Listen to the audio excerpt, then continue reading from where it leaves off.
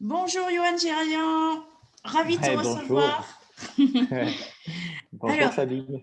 Johan, je vais commencer par te présenter. Avec plaisir. Donc, n'hésite pas à compléter si j'oublie quelque chose. Tu étais ingénieur environnement au départ, très sensible à la cause environnementale. Tu as pendant 13 ans été manager et coach dans un grand groupe. Tu as passé en parallèle une certification de coach à l'Institut Maïotis. Et aujourd'hui, tu es dirigeant de plusieurs sociétés, dont un organisme de formation qui vient d'être qualifié Calliope. Félicitations. Merci. Tu es également formateur en process communication et coach en management. Et tu es aussi EquiCoach. Tu as obtenu d'ailleurs une certification de coach en accompagnement assisté par le cheval. C'est ça, absolument. C'est ça. C'est ça. Bon. Donc là, jusque-là, tout va bien. Ah ben ouais, jusque-là, tout va bien. Peut-être juste un petit truc à compléter par rapport à ce que tu viens de dire. J'ai d'abord été manager et puis ensuite coach. Ouais. Et justement, parce que ça, c'est quand je me suis rendu compte que je manquais énormément d'outils, que je me suis formé et auto-formé au management. Et puis, c'est là où je me suis passionné par le coaching. D'accord. Alors, écoute, moi, je voulais te recevoir aujourd'hui parce que je Oui. trouvais intéressant de faire le lien entre le management et la fonction qui est celle d'être parent. Ah Et oui. j'ai assisté à une masterclass que tu avais fait. J'avais trouvé ça. En fait, c'est ce qui m'avait donné l'idée.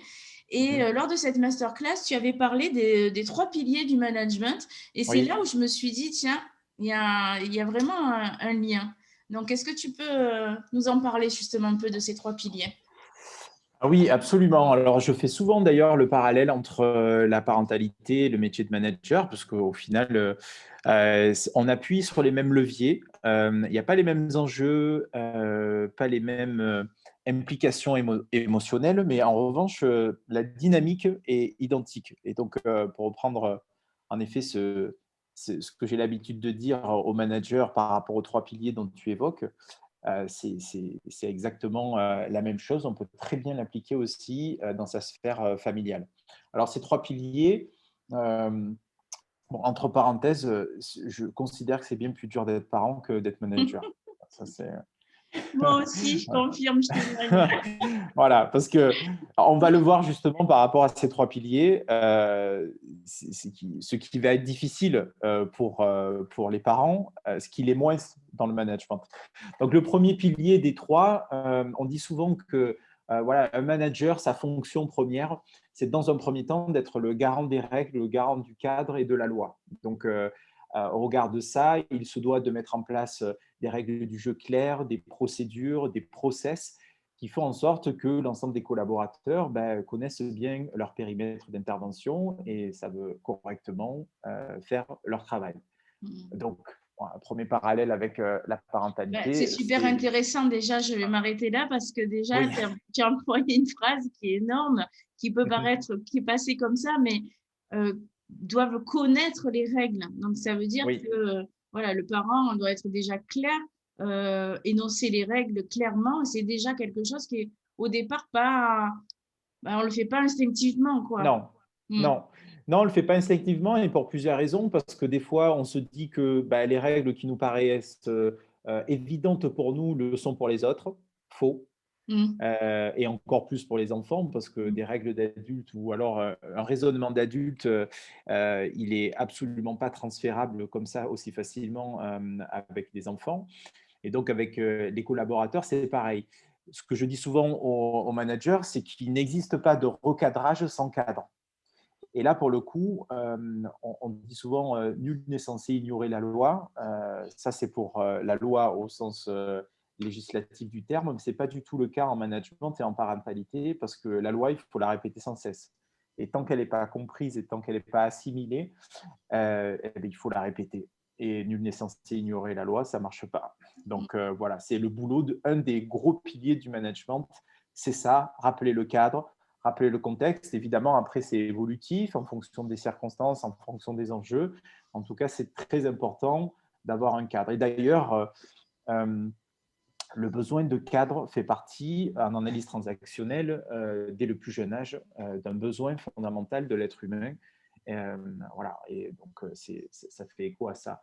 Le deuxième pilier, c'est qu'en tant que manager, on est aussi le garant du lien. Le lien qu'on peut entretenir avec ses collaborateurs, le lien entre les collaborateurs et, euh, et la qualité de la relation et de la communication. Voilà. C'est là où je dis que c'est beaucoup plus facile, même si ce n'est pas facile en management, parce qu'on est d'adulte à adulte. Et donc, une des clés de compréhension et une des clés de bonne communication entre adultes, c'est qu'on puisse échanger sur quel est ton univers, quel est le mien. Je respecte ton univers, tu respectes le mien. On s'écoute, on se comprend, on reformule. Ça, c'est la qualité relationnelle et c'est la bonne communication. La difficulté avec la parentalité, c'est que comprendre l'univers d'un enfant, comprendre l'univers d'un ado, ça reste difficile. Et dans la communication, ils n'ont pas encore toutes les clés de communication, même les adultes ne l'ont pas, alors les enfants, vous imaginez. Donc, c'est la difficulté, c'est d'essayer de se mettre à la place d'un enfant pour comprendre pourquoi le cadre n'est pas clair et pourquoi, qu'est-ce qu'il vit émotionnellement parlant pour faire en sorte que la communication ne soit pas rompue et pour que le lien soit gardé. Donc, c'est pas évident à faire. Ouais, c'est pas évident, d'autant plus que quand c'est ton enfant, enfin, on peut avoir tendance à se dire, ben, il pense comme moi, il va réagir Oui, comme moi, c'est moi qui l'ai fait, donc forcément, il va réagir oui, comme moi. Et moi, je me souviens personnellement, avec mon fils, je comprenais pas du tout pourquoi, moi, quand j'étais jeune, on me disait, ben, travaille à l'école, j'avais compris qu'en travaillant, en donnant un minimum, eh ben, on allait me laisser tranquille. Donc, c'était mhm. le prix de ma liberté. Donc, j'en faisais le minimum pour être tranquille. Et lui, pas du tout. Et ça, je comprenais pas. Je dis, mais comment? Moi, je faisais ça. Pourquoi il le fait pas? Oui, Et bon, c'est ce qui nous a donné ouais. du C'est fil à ça. retordre. En plus, il y a dans la parentalité, il y a une implication émotionnelle qui est forte. Il y a un enjeu émotionnel fort, ce qui brouille un peu les pistes parce que quand c'est pas maîtrisé, l'émotion, c'est puissant, une émotion, il faut l'entretenir et tout ça. Par contre, quand c'est pas maîtrisé, quand on se laisse un petit peu déborder par l'émotion, bah forcément, ça, on dit qu'on perd la pensée claire, c'est-à-dire on se brouille, on commence à dire un petit peu des choses que l'on ne Oui, pense c'est pas, complètement ça. voilà, donc et avec les ados ou les enfants, ça peut être ça. Et le troisième pilier du management, qui a aussi beaucoup de valeur dans la parentalité, c'est le sens. Donner du sens. Pourquoi on fait ça? La règle. Quel est notre projet? Pourquoi j'œuvre dans cette équipe? Quelle est ma mission? Quelle est notre contribution? Donc ça, c'est pour le domaine de l'entreprise. Et puis, la transposition dans la parentalité, c'est de dire, ben voilà, OK, ce cadre, il a un sens et il a un objectif, c'est celui-ci. Donc communiquer sur le sens de la règle, le sens du cadre pour un enfant ou pour un adolescent, c'est pour moi indispensable. Voilà les trois piliers. En gros, un cadre clair qui prend en compte la sensibilité et le lien qu'on peut avoir avec un enfant, donc en respectant son univers, qu'il n'ait pas l'impression que ce cadre soit imposé parce qu'on est à son écoute, on comprend, on peut adapter le cadre en fonction de ce qu'il peut nous dire, etc. Et en fait, si on arrive à expliquer pourquoi on fait ça, ben là, c'est parfait, il y a le triptyque gagnant. Très bien, mais c'est clair, merci. Alors, tu es aussi certifié Process Communication. Oui, Donc, moi, je connais plus l'énéagramme. Donc, oui. dans ma communauté, j'en parle un petit peu, mais par contre, Mhm. process communication, je connais beaucoup moins. Est-ce Oui. que tu pourrais ben, nous en parler un petit peu et puis nous dire peut-être quelques profils comme ça d'enfants qu'on peut avoir dans le process com pour que des parents reconnaissent peut-être un peu leur enfant dans ces profils? Tout à fait. Après, au même titre que les autres outils psychométriques, ProcessCom aide à la communication, aide à la relation au Mm. sens large, à mieux se connaître, mieux se découvrir. Bon, c'est assez comparable. Je veux dire, moi, ce que j'aime bien en process communication, c'est que ça a été construit sur la base d'études scientifiques qui ont été plus de 70 000 cas d'école quand même. Et c'est Tebi Keller qui a créé la Process Communication et il a bénéficié par chance des fonds de la NASA qu'il a pu donc expérimenter et consolider son modèle. Donc c'est vraiment un socle théorique assez fort. Bon, les branches sont issues de l'analyse transactionnelle. Et donc, il y a 6 profils en Process Communication. On va dire que c'est 6 dynamiques différentes, 6 énergies différentes. Et en effet, les enfants, ils sont, on va dire que ce que dit Tebi Keller, c'est qu'à peu près, on a une bonne idée de ce qu'est l'enfant, et en tout cas, il se construit de 0 à 7 ans. On a souvent l'occasion de parler de tout ce jour entre 0 et 7 ans. En tout cas, c'est confirmé par la théorie par rapport à ça. Alors, quelques exemples d'enfants. Oui, ça peut être un enfant qui, par exemple, il y a des enfants qui sont très à cheval sur le fait de se lever à l'heure, le fait de respecter l'horaire, le fait de dire si on est, par exemple, à 9 heures, on doit être sur les pistes de ski, par exemple. C'est un enfant qui se lève et qui est vachement stressé parce qu'à 8h45, tout le monde est en train de se coucher et personne n'est levé. Donc, ça va le mettre en tension. Il va se rigidifier, il va dire mais comment, c'est inadmissible, on n'est pas encore levé. Voilà. C'est un peu les enfants où ils ont des paroles d'adultes et souvent on a envie de les regarder un petit peu comme ça, de dire mais bon, parce que c'est très structuré, très carré. Voilà, donc ça c'est une première énergie. Après, il y a des enfants qui adorent faire des blagues, qui taquinent beaucoup, qui sont un peu une énergie solaire, comme on dit. Voilà, donc que quand ils font un câlin, c'est pas un câlin, mais ils nous font mal presque parce que voilà, c'est beaucoup d'énergie. Puis après, il y a des enfants qui adorent les vrais câlins, les bisous, de se faire prendre dans les bras, du cododo, etc. Tout ça, c'est un petit peu, on va dire, des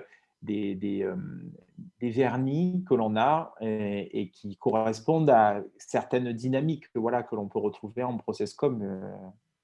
Il y a des enfants qui s'isolent dans leur chambre sans trop parler aussi. Ça correspond à une dynamique en process com. Voilà, l'idée de comprendre et connaître les dynamiques, c'est pas de les juger ni de les mettre dans des cases, mais c'est justement de les connaître pour mieux les apprivoiser, mieux comprendre. Compréhension d'une dynamique permet en partie de résoudre beaucoup de problèmes de communication. Ce qui explique du coup que quand on en a plusieurs, ils sont complètement différents. Ils peuvent être complètement différents. C'est ça, c'est ça. Oui, tout à fait, oui. Et en fait, du coup, tu parlais que la personnalité, apparemment, ils naissent un peu avec, et puis c'est par l'expérience ensuite qu'ils vont… mais quelle est la part de l'inné, justement, et la part de l'acquis là-dedans? Est-ce qu'ils naissent avec comme ça, ou est-ce que quand ils naissent, on est tous pareils?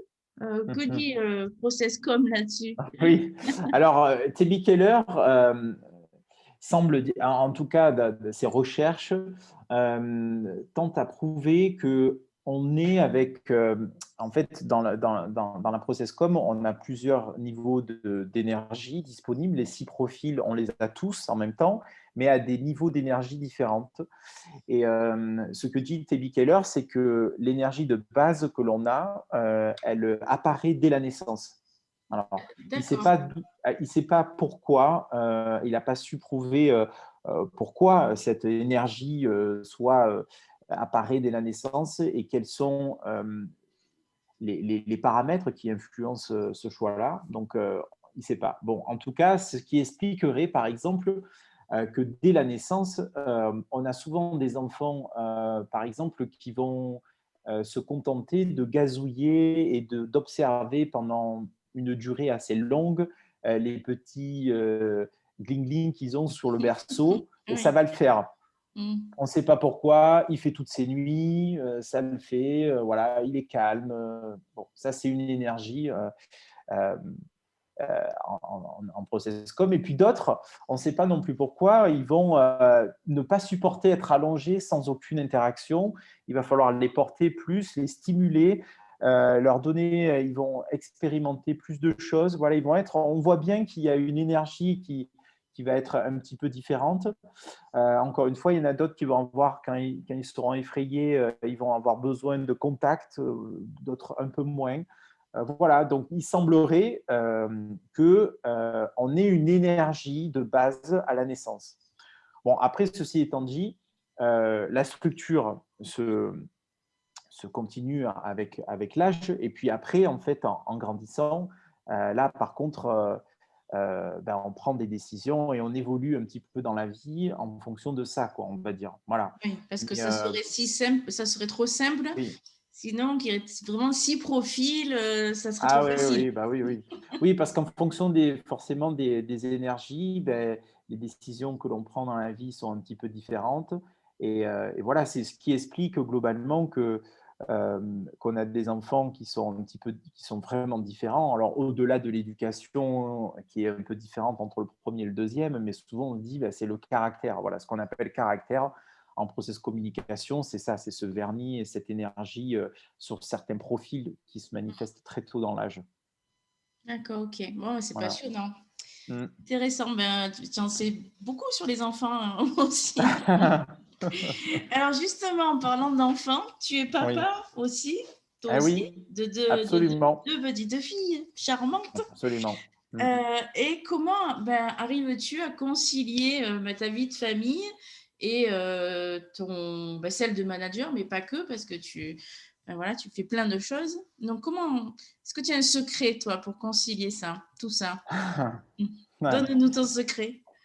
Ouais,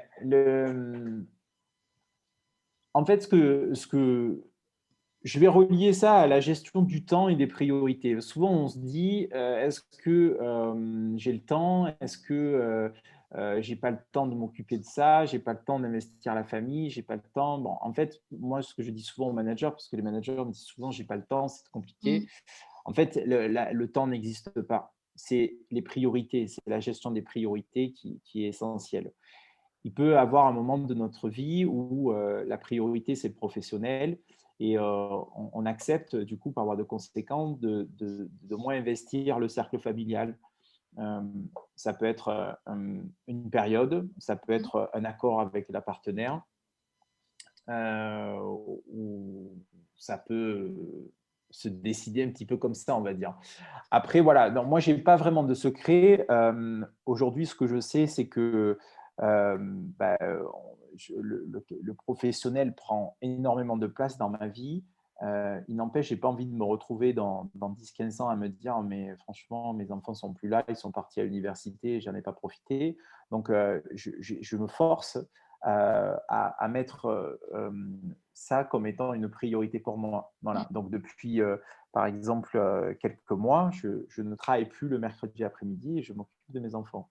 Voilà. Même si je suis débordé de travail, il n'empêche que voilà, c'est un peu un rituel que je me suis imposé.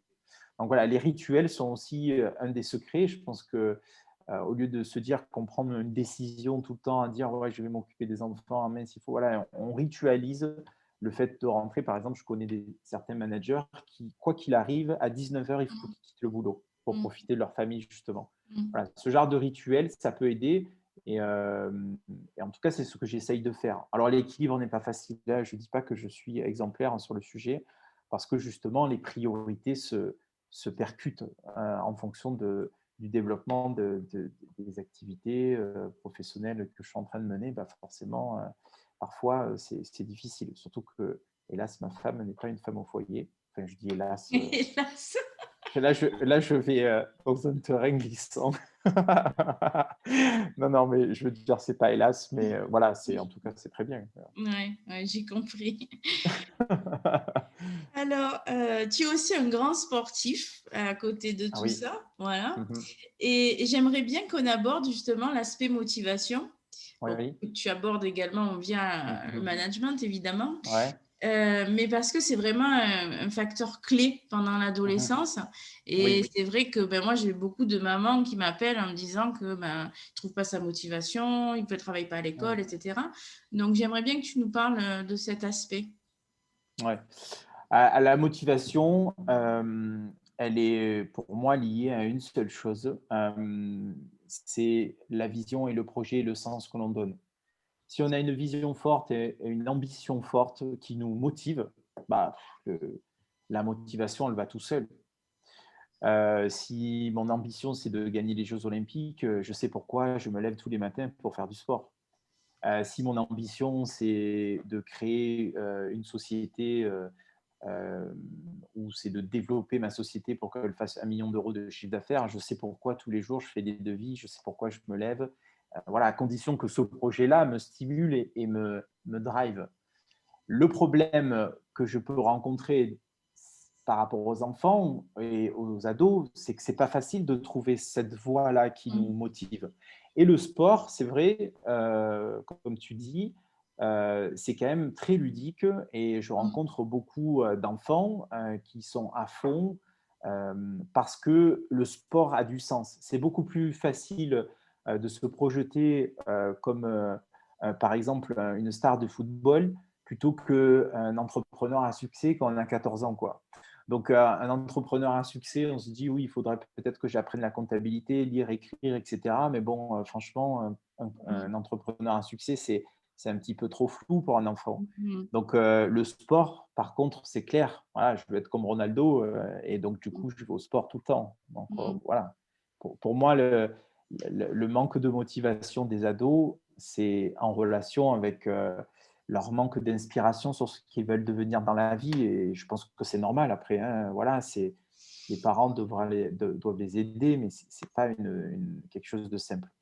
Bah, ouais, d'autant plus qu'aujourd'hui, on traverse une période où les personnes qui inspirent sont des Mmh. Oui. influenceuses et qui, ou par enfin, ça paraît facile, ça paraît Mmh. comme ça, Oui. je me mets sur Instagram et d'un coup, je vais gagner des millions Mmh. et c'est Ouais. souvent malheureusement des modèles, qui inspirent Mmh. nos ados aujourd'hui, quoi. Mmh. Oui. Ouais, tu mets l'accent aussi sur quelque chose d'important. J'ai pas trouvé encore une fois c'est-à-dire que tu dois mieux savoir que moi d'ailleurs sur ce sujet-là, mais ce qui est difficile pour un enfant, c'est de prendre conscience que quoi qu'il en soit, il faut travailler. Et il Mmh. faut travailler pour réussir. C'est vrai que les modèles, de réussite, qu'ils peuvent avoir sur, internet, ils voient que le résultat, Mmh. mais ils n'ont pas la notion du travail qu'il y a derrière et je le vois pour mes enfants, notamment pour ma fille, qui est passionnée par une fille qui danse très bien. Je lui dis quasiment tous les jours que pour danser à ce niveau-là, elle doit vraiment beaucoup bosser. Mais sauf qu'elle la voit que sur TikTok en train de Oui, faire, oui. son Mmh. sketch. Elle ne voit pas, les moments où elle s'entraîne et les moments où voilà. Donc ça, c'est un peu le piège et nous, en tant que parents, ben, il faut leur dire aussi que le sens du travail est important. Quoi qu'on fasse dans la vie, il faut travailler et voilà, c'est alors autant travailler autour de quelque chose qui nous inspire. Donc c'est important que les enfants, de les mobiliser autour d'une passion qu'ils peuvent Ouais, avoir. tout à fait ce que Mais j'allais dire. Mmh. peu importe la passion, Mmh. ça n'enlèvera pas, le travail, qu'il y a pour, aboutir à ces projets et à nos rêves, quoi. Mmh. Et c'est vrai que par les activités, en fait, c'est par des c'est compliqué, un enfant qui aime pas l'école, lui dire: «Il faut travailler, c'est Ouais. important» et tout ça, mais c'est par des activités parallèles qu'on va y arriver, en lui montrant, alors Mmh. ça peut être le piano, parce que le piano, c'est compliqué, hein, quand Mmh. on a envie de Ouais. devenir, bon, que ce Mmh. soit dans n'importe quel instrument de musique d'ailleurs, bah, il faut vraiment en faire, des gammes Mmh. et pareil avec le sport, enfin et c'est vrai que souvent, c'est par des activités parallèles qu'on arrive à Mmh. leur montrer que, beh, il faut l'effort, quoi. L'effort, c'est quelque chose d'important et que ça n'arrive pas comme ça, les choses. Mmh. C'est ça et alors je sais pas, encore une fois, peut-être que tu as plus de recul que moi. J'ai le sentiment qu'à notre époque, notre génération, on se posait un peu moins de questions, on était besogneux un petit Mmh. peu, peut-être par crainte des parents, peut-être par modèle social. Aujourd'hui, les enfants, on accueille plus leurs émotions, leurs envies, Mmh. leurs aspirations et au final, j'ai l'impression qu'ils se posent plus de questions, ils sont un peu moins besogneux. Alors bon, ça peut après pas avoir un avantage, mais ça peut aussi avoir un inconvénient, quoi. Il y a des fois, il ne faut pas trop se poser de questions à Mmh. l'école, faut voilà, bon, on ne sait pas trop pourquoi. Enfin, moi, j'ai su pourquoi assez tôt, j'ai eu cette chance-là, Et d'ailleurs, ce qui est marrant, c'est oui, voilà, je peux te dire, moi, pourquoi j'aimais Ben bien oui, c'est l'école. intéressant. Pourquoi? Ouais, Ouais. c'est intéressant, oui, parce que en fait, et d'ailleurs, c'est pas ce que j'ai fait au final, mais c'est pour ça que c'est marrant de dire, peu importe la quête, en fait, c'est la quête, peu importe Ouais. l'objectif, c'est la quête qui est important. Moi, j'ai voulu faire astrophysicien depuis que j'avais 7 ans, quoi. Donc, en fait, à chaque fois que je faisais des maths, de la physique, je me dis, oui, si je reliais ça à ma passion pour l'astronomie et l'astrophysique, Mm. donc ça a du sens. Alors, je suis allé même jusqu'à la fac, jusqu'à en DUG et tout ça. Après, j'ai bifurqué vers notre voie, qui est une autre passion, mais en tout cas, ça m'a tenu pendant Mm. très longtemps, cette appétence pour la science et les étoiles, etc. Ça m'a maintenu. Mais c'est vrai que si on n'a pas ça, il faut juste pas se poser de questions et y aller et dire c'est important dans la vie, il faut savoir écrire, lire un minimum et puis voilà, il faut y aller quoi. Donc bon, c'est ouais, les leviers de motivation, il faut les trouver. Tout à fait. On pourra en parler pendant longtemps aussi, hein. Oui, c'est ça. Donc, alors, je voudrais aborder un autre sujet avec toi, qui est celui de l'équi-coaching. Oui, Euh, comment tu peux nous en parler un peu parce que ça m'intéresse de savoir comment tu lis justement l'homme et le cheval. oui, Voilà, comment ça fonctionne. Je sais que ça intéresse beaucoup de parents aussi. oui. Euh, En fait, la, ce qui va, la première étape vers le changement professionnel et personnel, c'est la prise de conscience que l'on a de ses comportements.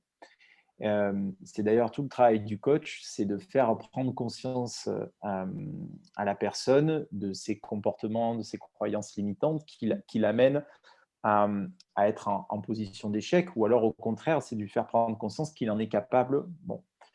Et on va dire que bien souvent, moi, quand je rencontre des managers, je sais la plupart du temps ce qu'il faudrait qu'ils fassent, ce qui ne va pas. Donc, si je me contentais de leur dire, bah, il faut que tu fasses ça, il y a qu'à Faucon, et puis si tu fais ça, voilà, bon, forcément, euh, ça serait d'une efficacité limitée dans la mesure où on va dire qu'il n'en aurait pas pris conscience par lui-même. Donc, Ouais. l'idée, c'est qu'il en prenne conscience par lui-même. Et donc, le cheval, c'est un excellent moyen de prendre conscience de ses comportements par soi-même. Et c'est beaucoup plus puissant que par mon intervention, par l'intervention d'une personne, d'un humain, en fait. Parce que le manager, ou n'importe qui, d'ailleurs, moi je travaille avec les managers, mais l'e-coaching n'est pas que pour les managers. En tout cas, quand il est avec le cheval, qui se met en position de devoir lui proposer des exercices et de le mettre en mouvement, en énergie, le cheval, ben forcément, il va répondre d'une certaine manière. Et pourquoi le cheval est intéressant? Parce qu'il a gardé un petit peu encore quelque chose de sauvage un petit peu en lui. Il est très émotif, c'est un animal émotionnel qui est fort. Donc, il réagit un petit peu à la posture et au comportement de la personne. Donc, il peut, par exemple, être craintif, être au contraire complètement placide. Donc, bon, ça peut être très variable en fonction de l'énergie du manager. Et donc là, le manager, c'est une évidence, c'est ni moi qui parle, c'est le Ouais. cheval qui parle. Il Il est prend là, conscience bon, directement avec le cheval c'est ça. ouais, de ce qu'il Exactement. Donc, en dégage. fait, voilà, il dit, mais qu'est-ce qui s'est passé pour toi? Ben, voilà, le dernier exemple en date euh, que je peux te donner, c'est que pour faire l'exercice, un des managers a déployé une énergie considérable. Et il avait des gouttes. Bon, on n'est pas censé transpirer parce qu'on ne monte pas sur le cheval. Mais lui, il était en sueur. Ah oui. Voilà, il a vraiment mobilisé beaucoup d'énergie pour maintenir et tout ça. Donc, je le regardais faire, j'étais amusé parce que il n'y avait pas à maintenir autant d'énergie, il n'y avait pas forcément à, à obtenir un résultat aussi parfait parce que je ne mets aucune pression sur le résultat ni sur la manière. Mais en tout cas, de par lui-même, il s'est mis à dépenser beaucoup d'énergie. Et en plus, le cheval, bah, il a senti que il en était capable, donc forcément, il a attendu, c'était de pire en pire. Bon, bref, et puis voilà, tout simplement, après, il est venu me voir, je dis: «Qu'est-ce que tu en conclus? Qu'est-ce qui s'est passé pour toi?» Bah, c'était dur, hein, alors il s'essuyait, tout ça. Je fais: «Bah, ça te pa c'est qu'est-ce que ça dit de toi, tout ça? Qu'est-ce que tu en penses?» Bon, voilà, le lien qu'il a fait après avec l'énergie qu'il dépense auprès de son équipe, même s'il ne fait pas des gouttes, mais il dépensait une énergie folle D'accord, pour d'accord. accompagner ses équipes et il tirait, il tractait tout le monde. Et voilà, là, ça s'est vu en 15 minutes et il en a pris conscience. Il dit: «Mais oui, en fait, je fais ça dans ma vie aussi. Je fais ça avec mon équipe. Ah ouais, Je c'est marrant. transpire, je vais à fond, voilà, c'est fou, quoi. C'est oui, donc j'aurais pu lui dire avant, mais il Mmh. en a pris conscience et c'est le cheval qui en a fait prendre conscience. Voilà, c'est pour moi un excellent, un excellent support pour pouvoir apprendre sur soi. Ah bah oui, Voilà. oui, oui. Mmh. Ouais, c'est En plus, intéressant. c'est impressionnant parce que après on peut le cheval, ça reste quand même un animal impressionnant, c'est plus de 500 kilos, il peut avoir des réactions un petit peu aussi, parfois qui peuvent inquiéter. Il y a des gens qui sont aussi pas forcément rassurés par l'animal. Donc, voilà, on baisse un peu la garde, quoi. Mmh. Quand on est tout seul au milieu du rond de longe, on baisse un peu la garde et on fait un peu moins son malin. Ou ceux qui font leur malin, justement, ça révèle Ils aussi le de font pas quelque chose longtemps. de. Ah, ils peuvent le faire longtemps, mais c'est marrant parce que généralement, ceux qui font le malin, là, ils le font aussi dans la vie, hein. Donc, Ouais, ouais, ouais. donc j'ai dit: «Bah, OK, tu as fait ça bien, OK, mais que voilà», donc tout le monde le voit en plus. C'est parce que, voilà, on peut faire ça en groupe. Donc, je fais ça en équipe et voilà, bien souvent, évidemment, quand le manager est au centre, sans qu'il y ait de jugement, mais les collaborateurs reconnaissent, le comportement de leur manager qui Mmh. reconduit, en fait, dans le rond de longe. Ouais, c'est pourtant comme ça, ouais. Ouais, c'est Voilà, l'équipe coaching, ce qui est, en merci, quelques mots. merci. Mmh. Mmh. Alors, bah, pour terminer, on arrive, à la fin. Ouais. Je termine Mmh. toujours par une question, Oui. heu, facile. Non, je rigole. En fait, c'est, quel serait si tu devais donner un conseil à aux parents qui nous écoutent, quel serait ce Mmh mh. conseil? Bon, j'avoue, c'est pas la question la plus peut-être facile, mais, comme ça, spontanément, tu dirais quoi? Alors je vais me baser par rapport à mon expérience, moi, en tant que parent. Et je fais encore malheureusement, bon, c'est une déformation professionnelle, mais le parallèle avec mon métier, avec le management. Quand j'ai, hem, quand j'ai accédé à un poste de manager, je suis parti de la croyance que, j'ai j'étais, forcément bon ingénieur, j'avais une communication qui était bonne, je m'en sortais largement bien dans mon entreprise, en termes financiers, bref, c'était tout roulé. Donc je me suis dit que naturellement, j'allais être aussi bon manager. Ben, c'était une erreur, parce qu'on ne se manage pas de soi-même comme on manage une équipe, ça n'a rien à voir. Donc là, j'ai eu le choix entre sombrer et, et continuer à me stresser autour de ça, ou alors je me suis formé, en fait, tout simplement au management. En fait, j'ai vécu exactement la même chose pour les enfants. Et c'est marrant parce qu'on se dit, bah, je suis en capacité d'être père et de faire des enfants. Franchement, voilà, je vais y aller, tout va rouler, quoi, en fait. Il n'y a aucun problème. Pourquoi enfin, Et voilà, sauf que, bah, comme voilà, tu peux imaginer, bah, ma première enfant, bah, tout n'a pas roulé, quoi. Tout n'a pas roulé. Et puis, au même titre que dans le management, en fait, ton enfant te renvoie à tes propres difficultés, Ah dans tes oui, propres zones d'ombre, quoi. il va Voilà, taper là où ça fait mal, oui. Oui. exactement. C'est les Mmh, meilleurs coachs, c'est les enfants. Les meilleurs coachs, je dis aussi, c'est les collaborateurs. Parce que quand on est manager, ben, les collaborateurs, ils appuient là où ça fait mal. mmh, Pas de la même manière que les parents, mais bon, mmh. on est dans les trucs. Donc, voilà, ma fille appuyait ben, là où ça faisait mal pour moi. Et donc, qu'est-ce que j'ai fait? Ben, j'ai utilisé mes outils, que je connaissais, de mon éducation aussi et c'était pas les bons, quoi.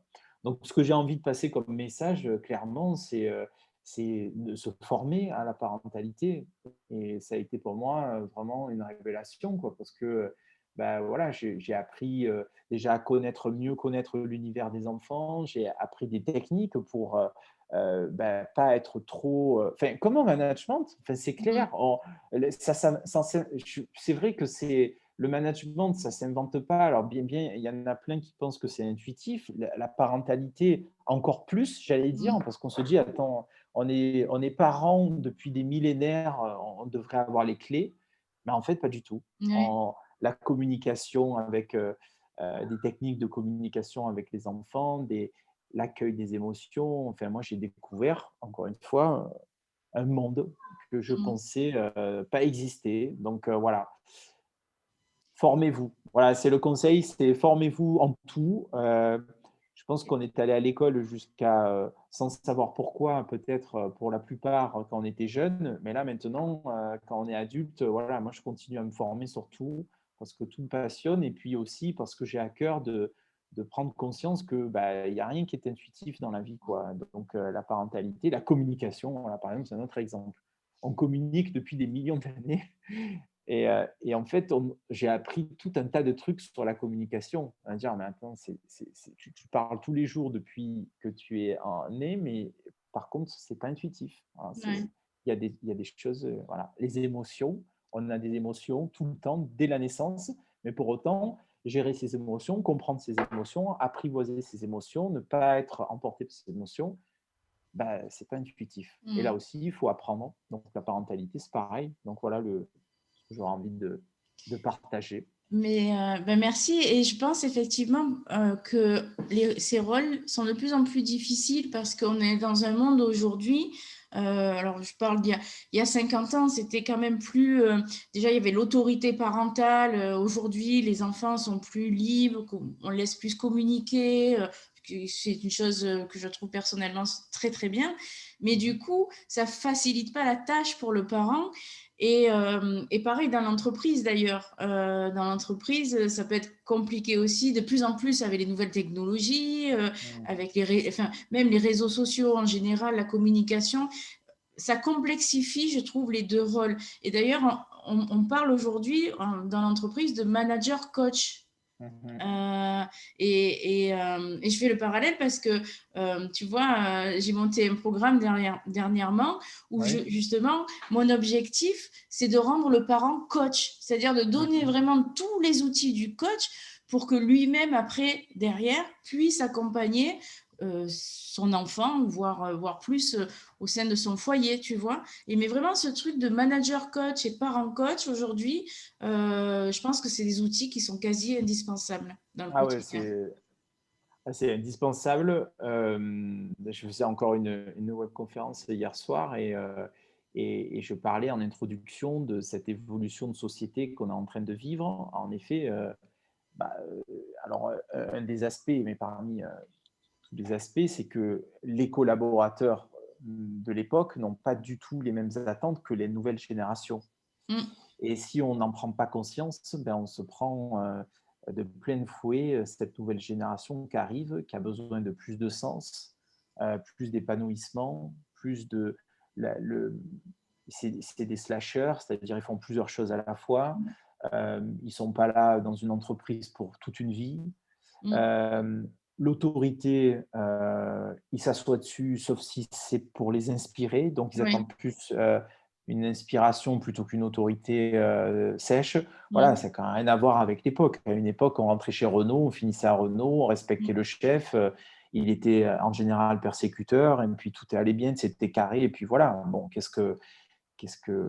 c'était plus facile de manager comme ça les parents aussi, hein. Moi, si j'ai moi éduquer les enfants au nerf de bœuf, c'est facile, hein, ça roule. Ah non, mais ça roule Ben parfaitement. oui, c'est Mais sûr. après, quels collaborateurs ont fait, quels enfants ont fait en faisant ça dans la vie, bah, c'est là où il faut se poser des questions.